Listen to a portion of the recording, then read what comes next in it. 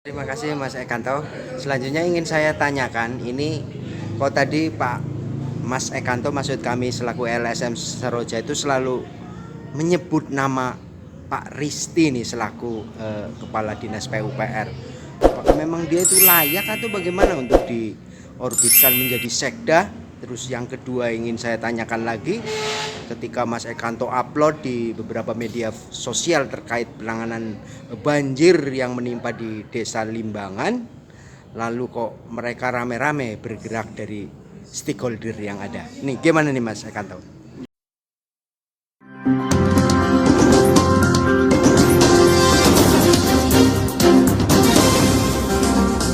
Audio Jungle.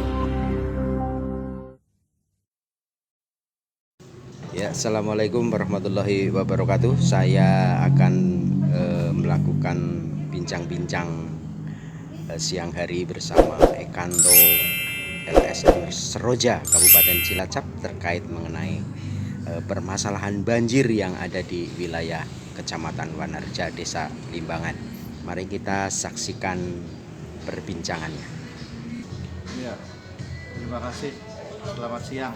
Terima kasih Mas Rudi atas pertanyaannya berkaitan dengan bencana alam Sungai Cigegemeh yang meluap dan tanah longsor di Desa Limbangan.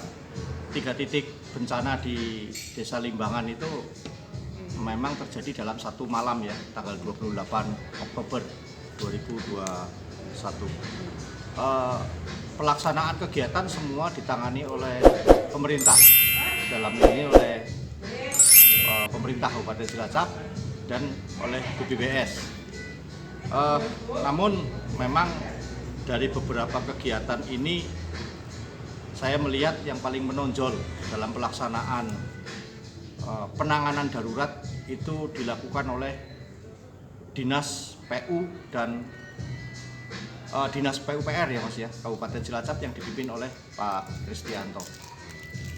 Atas nama pribadi juga dalam hal ini serta atas nama masyarakat Desa Limbangan Kecamatan Wanarja mengucapkan banyak terima kasih atas respon positif Mas Kristianto sebagai Kepala Dinas PUPR, sehingga segala sesuatunya berkaitan dengan penyediaan batu belah, bronjong untuk Sungai Cigegemeh dan 2 titik longsor di Dusun Cihelet selama 5 hari ditangani alat berat DPUPR, dan kemarin beberapa hari yang lalu adalah di Desa Ciherang, Desa Limbangan juga ditangani oleh DPUPR.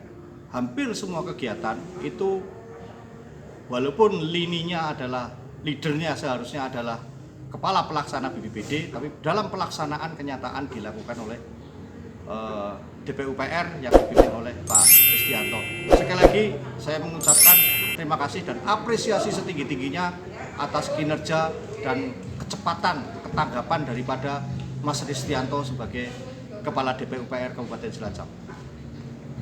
Terima kasih Mas Ekanto. Selanjutnya ingin saya tanyakan, ini kok tadi Pak Mas Ekanto, maksud kami selaku LSM Seroja itu selalu menyebut nama Pak Risti nih selaku Kepala Dinas PUPR. Apakah memang dia itu layak atau bagaimana untuk diorbitkan menjadi sekda? Terus yang kedua ingin saya tanyakan lagi, ketika Mas Ekanto upload di beberapa media sosial terkait penanganan banjir yang menimpa di Desa Limbangan, lalu kok mereka rame-rame bergerak dari stakeholder yang ada. Nih gimana nih Mas Ekanto? Terima kasih Mas Rudi. 2 pertanyaan ini bisa saya jawab dalam satu kalimat atau satu rangkaian Mas, berkaitan dengan Mas Kristianto atau DPUPR. Jadi faktanya memang DPUPR itu kalau saya melihat bergerak, pimpinan DPUPR ya dalam ini melangkah menugaskan jajaran di bawah itu menggunakan hati.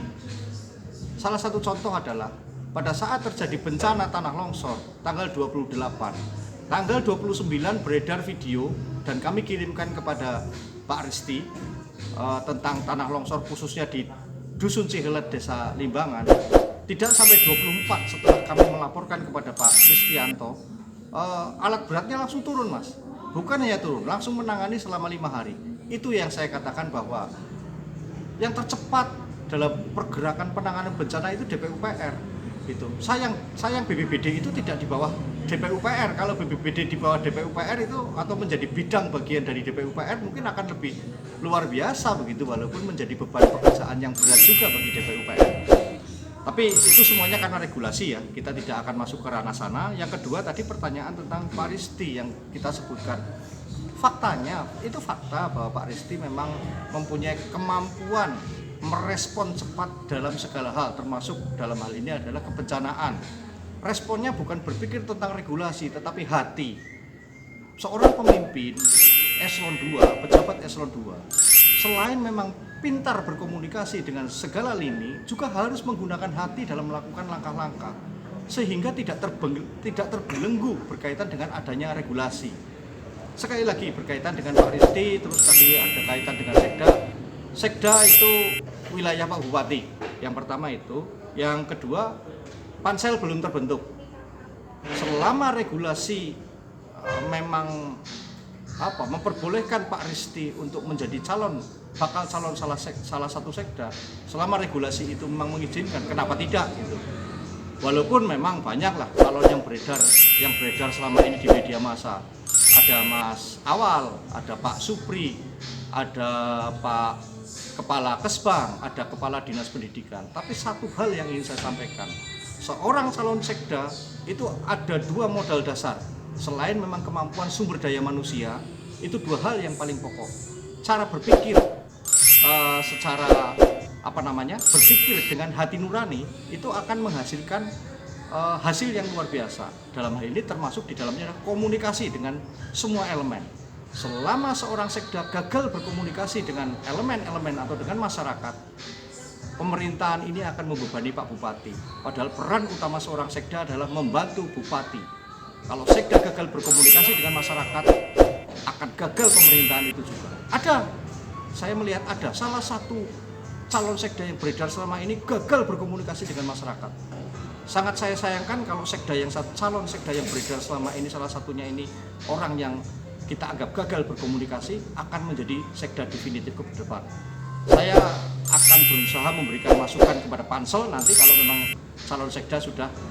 pencalonan sekda sudah dibuka oleh pansel. Saya akan kasih masukan siapa orang yang memang tidak pantas untuk menjadi sekda karena satu hal, tidak bisa berkomunikasi.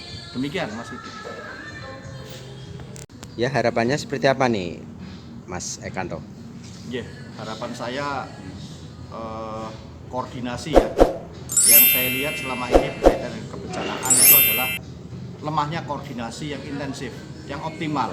Selama ini koordinasi itu hanya di atas kertas, tetapi koordinasi yang langsung action, melakukan kegiatan, ada batas waktunya, mereka tidak melakukan itu, kurang optimal. Jadi menurut saya berkaitan dengan kebencanaan yang melibatkan lembaga vertikal itu memang dibutuhkan koordinasi yang intensif sehingga ada percepatan dalam penanganan.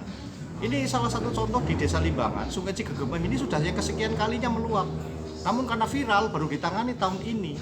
Tahun 2020 akhir kita sudah melaporkan kepada PSDA.